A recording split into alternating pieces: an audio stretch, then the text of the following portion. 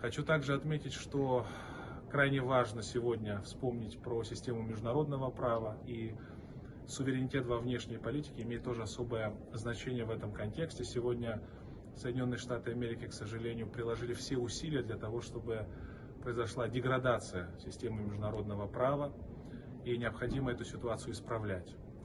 Вы знаете, как говорилось в послании апостола Павла к римлянам, там, где нет закона, нет и преступления. Вот это та ситуация, которая сегодня сложилась. Соединенные Штаты Америки делают практически все, что хотят, и эта ситуация крайне тяжелая для всех остальных участников международного процесса. Обращаю внимание на то, что США трактуют международное право, как им выгодно, когда им выгодно первично право нации на самоопределение. В других ситуациях им выгодно, скажем, использовать принцип территориальной целостности государства.